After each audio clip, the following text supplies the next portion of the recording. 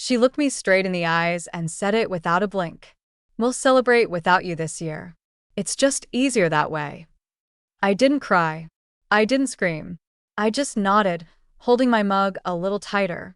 There was a long silence on the phone, long enough for her to realize I'd heard her, understood her, and accepted it.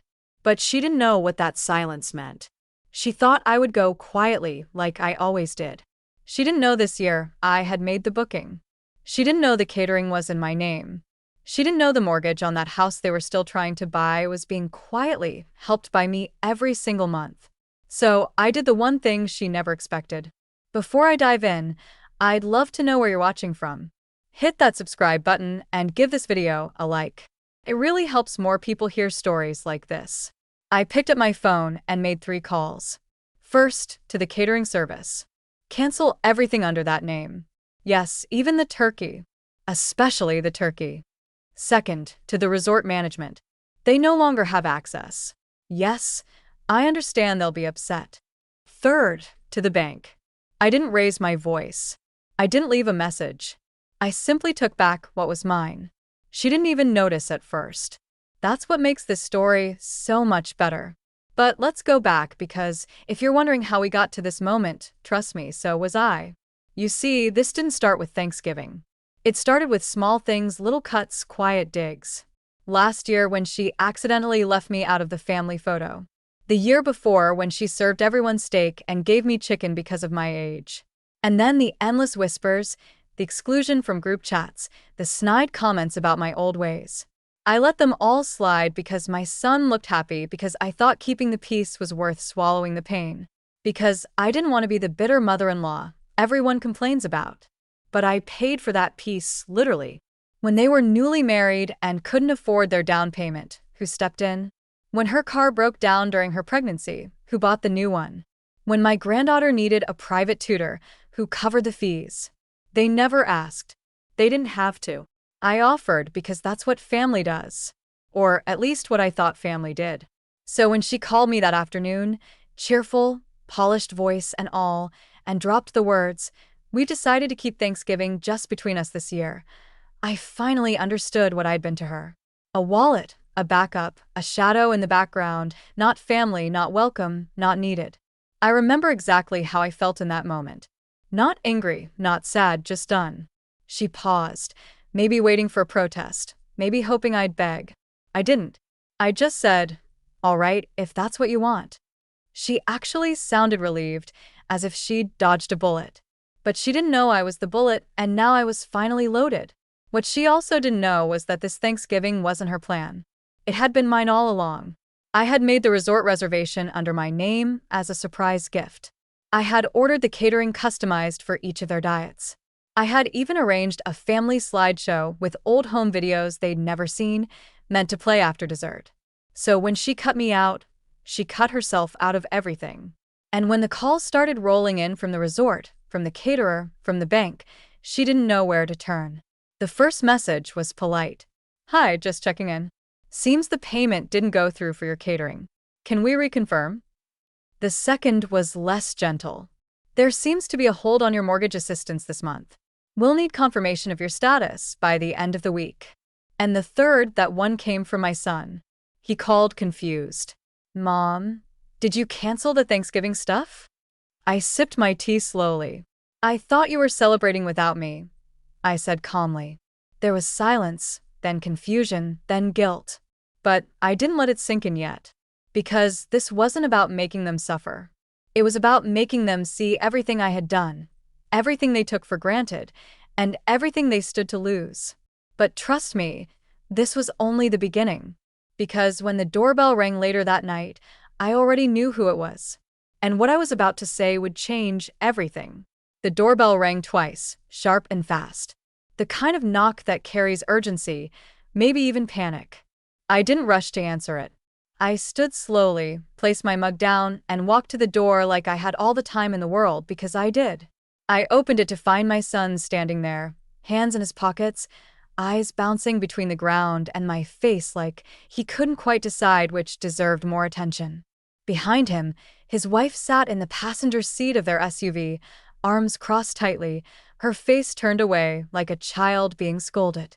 The air between us held a silence thick enough to chew. "Mom," he began. "What?" I tilted my head slightly. "You'll have to be more specific." "The resort called me," he said.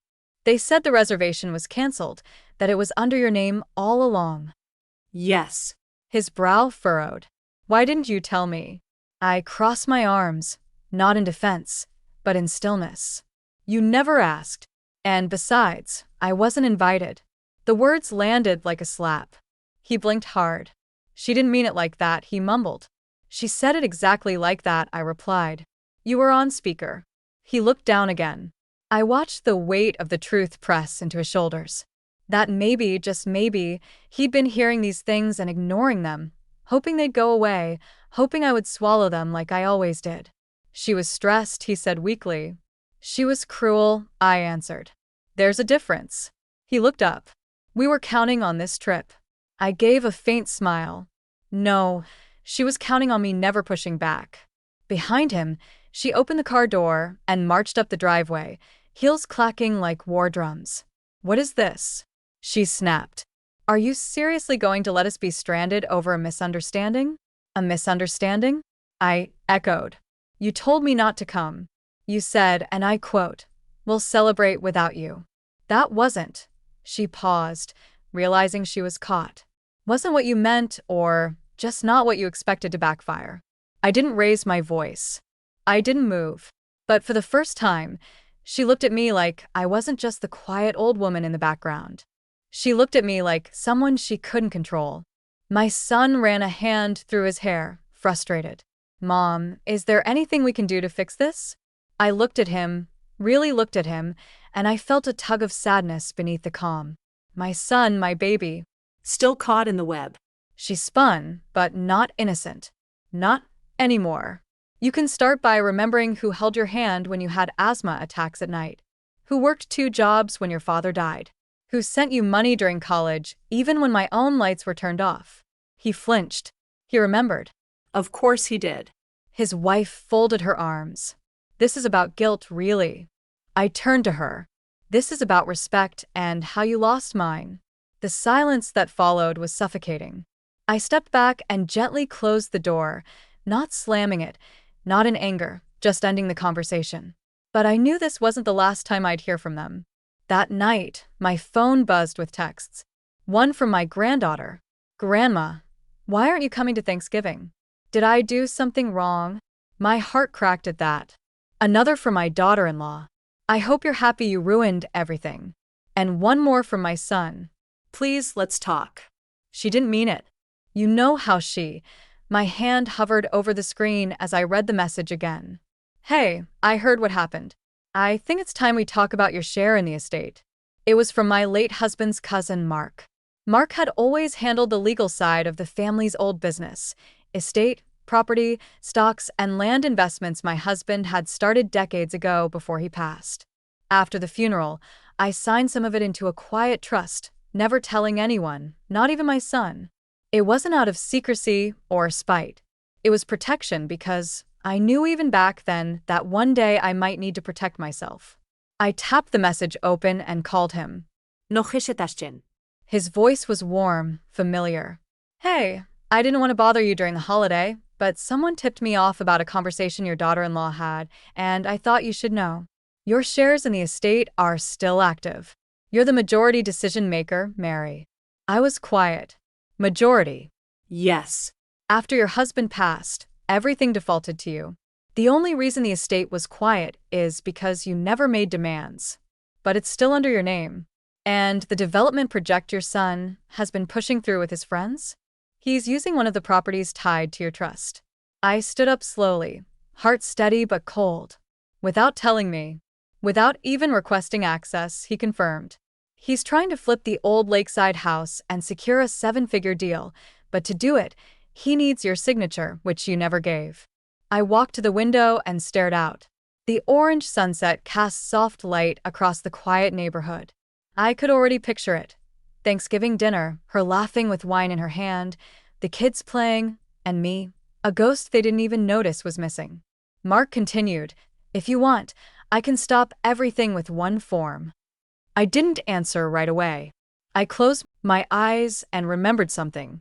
Years ago, my son stood in this very house holding my hand after his father's funeral. Don't worry, Mom, he said. I'll always protect you like Dad did. I wanted to believe him. I did believe him, but somewhere along the line, he stopped meaning it. No rush, Mark added. But just know the power's still with you. That night, I didn't sleep much. Not because I was restless, but because for the first time in years, my mind was quiet enough to think. I got up early the next morning and walked past the photo frames on my hallway wall. My son as a baby, his graduation photo, his wedding day, and then a picture of me and my husband in front of that same lakeside house they now wanted to flip. That house wasn't just a property. It was where we spent summers, where my son took his first steps, where we scattered my husband's ashes, and they wanted to sell it for a profit without even asking. No. I called Mark again. Send me the form. I'm ready. He didn't even ask questions. You want to freeze the estate access?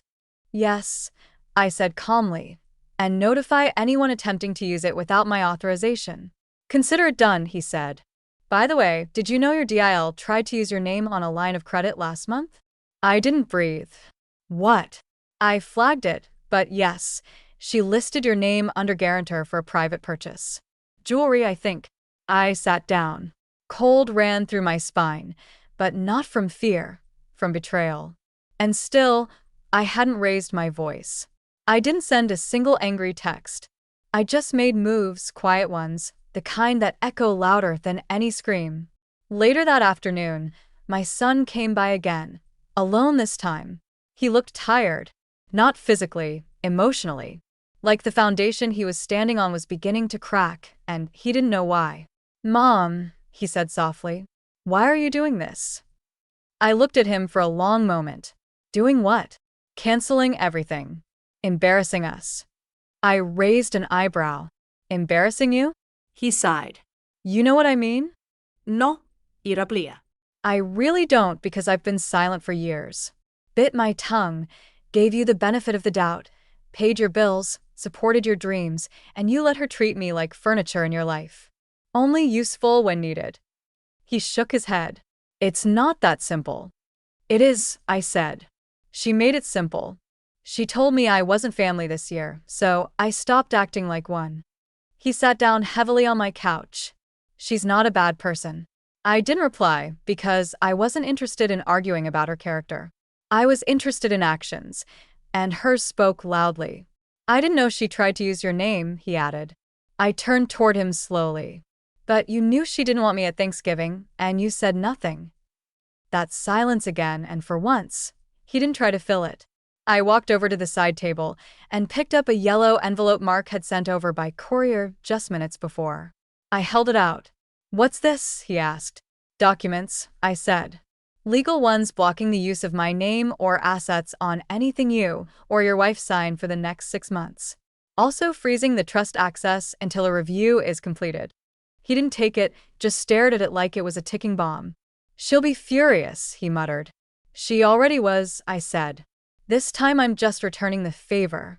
As he left, shoulders hunched and eyes on the floor, I didn't feel proud. I didn't feel triumphant. I felt steady. And I knew it was only a matter of time before she showed up herself. But what she didn't know was that I wasn't done yet. Because I still had one more thing left to cancel. And this time it wasn't just a Thanksgiving dinner. It was something she truly valued. 3 days before Thanksgiving, I got a knock at my door. Not a buzz, not a phone call, a full knock. I knew who it was before I even looked. There was only one person in this entire story bold enough to show up in person after everything she'd done and still expect the world to revolve around her. I opened the door slowly and there she was, hair done up like she had just stepped out of a magazine, expensive scarf, sunglasses, though it was cloudy. She took them off like a scene from a soap opera and gave me a tight, forced smile. Hi, Mary. She only ever used my name when she wanted something, when she was annoyed, or pretending to be calm. And today she was both. Hello, I said, holding the door but not inviting her in. She blinked, clearly not used to being kept on the porch. Can we talk? She asked. We're talking, I replied. She exhaled sharply. adjusting her purse. I just wanted to clear the air. I think this whole Thanksgiving thing got blown out of proportion. Did it? I asked softly. You told me to sit Thanksgiving out. And now that the catering's canceled, the vacation's gone, and the mortgage support has stopped, suddenly it's an issue? Her lips thinned. That's not what I meant, and you know it. I nodded slowly. Maybe.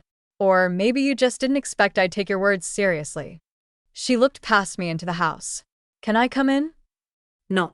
It was the first time I'd ever told her that. She blinked again, stunned.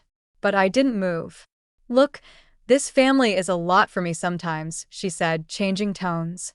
I try to keep things organized, and I guess I made a mistake. Mistake, I echoed.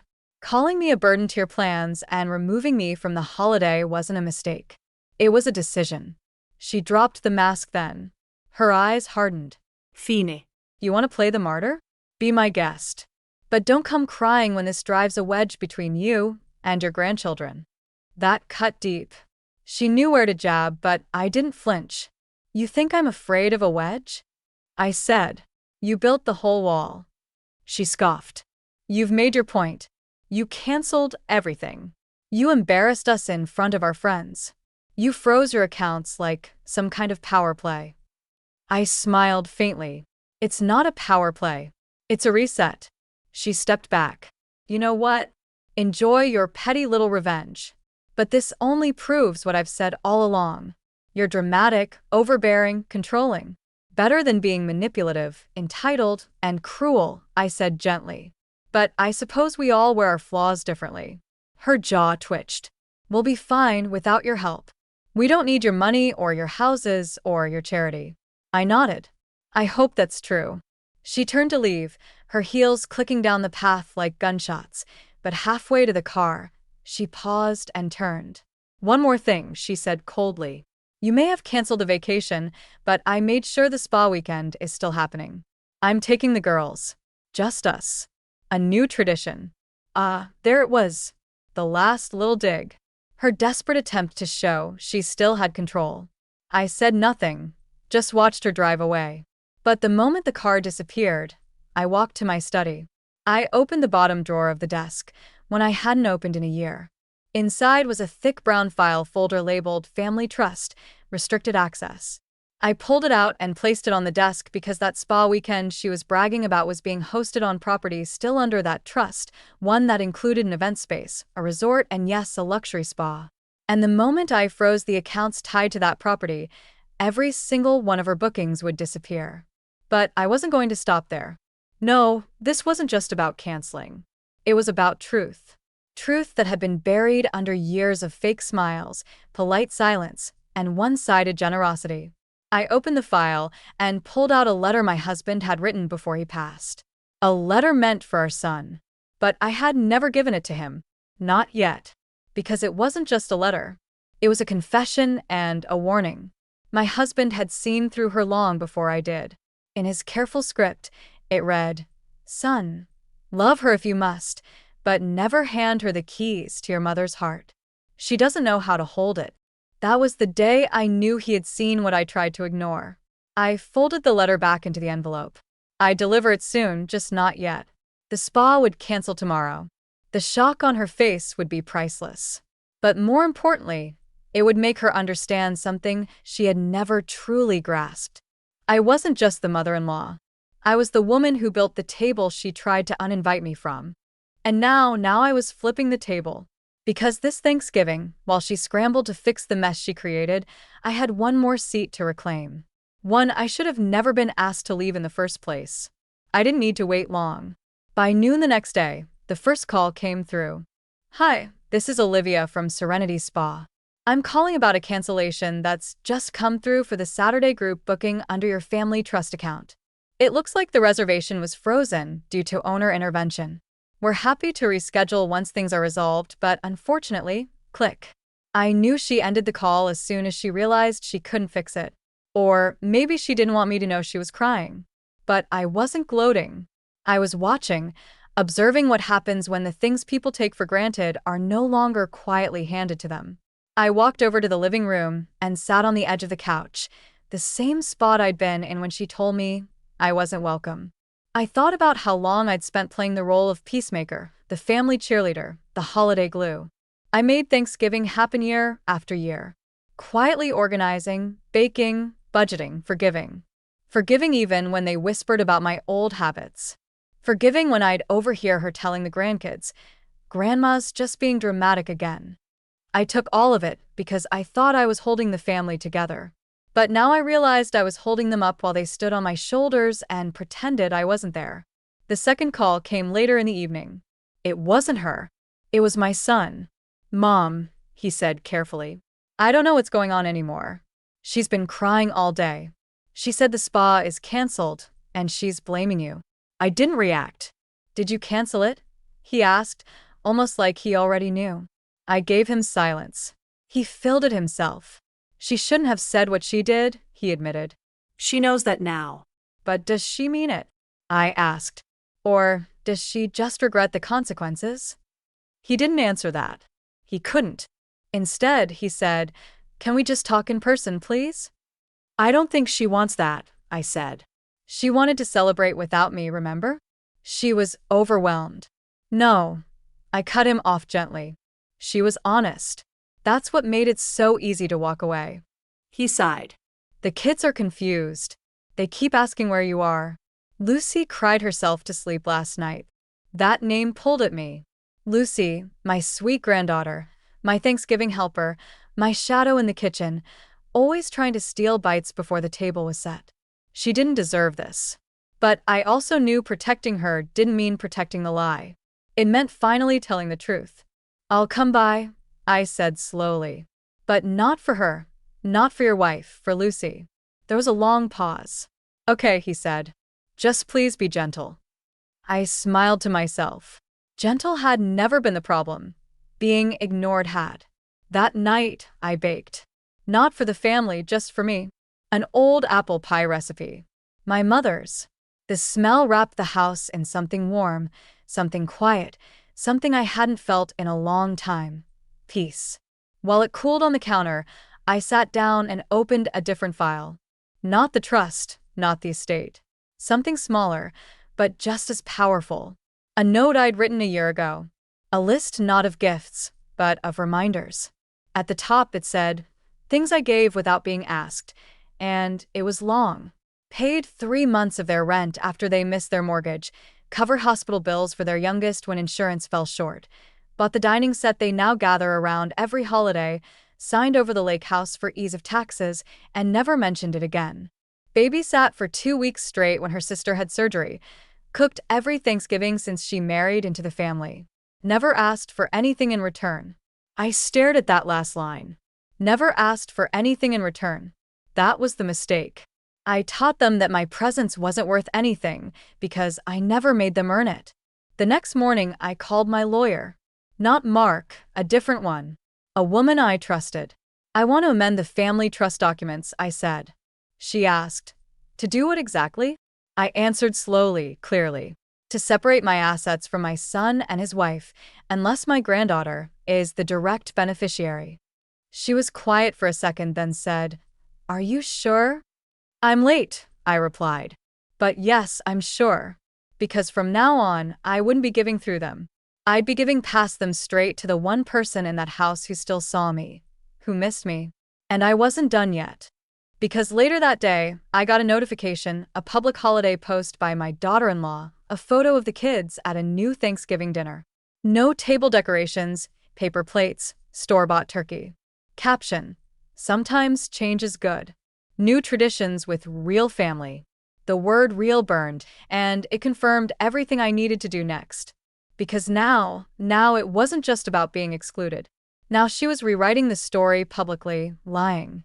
And that meant it was time for everyone to hear the truth. The moment I saw the photo and her caption, "Sometimes change is good. New traditions with real family," I knew it wasn't just a snub.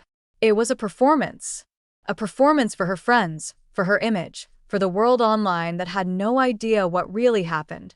She had cut me out, told me I wasn't welcome, and now she wanted everyone to believe I had walked away from them.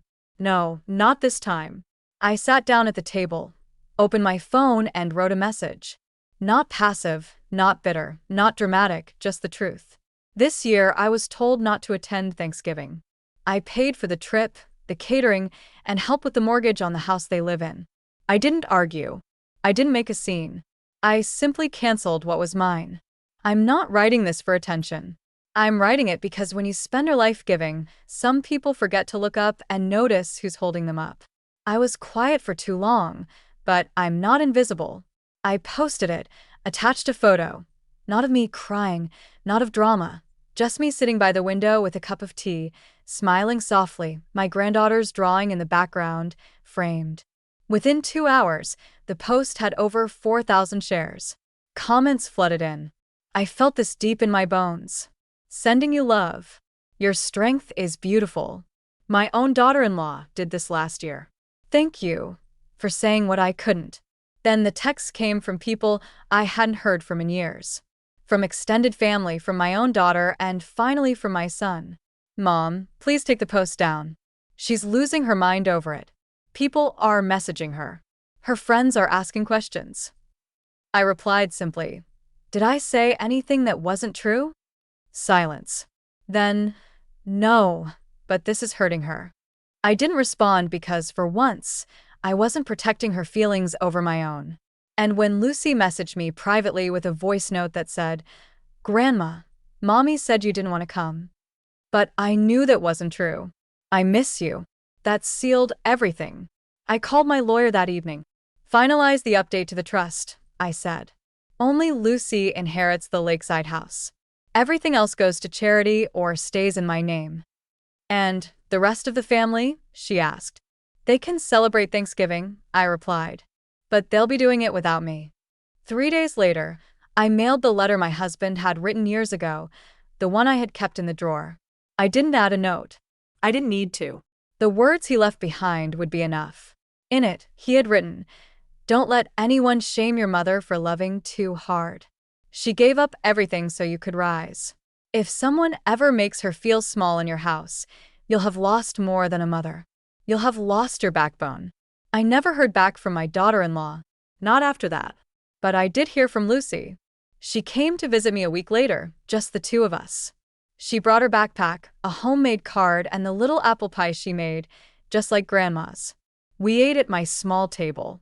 No drama, no cameras, no lies, just peace. The kind I never thought I'd feel again. I looked at her, my hands wrapped around my warm cup, and whispered, you're why I kept going. She nodded seriously, as if she understood something far bigger than her years. I always knew you were the one who made Thanksgiving feel like home.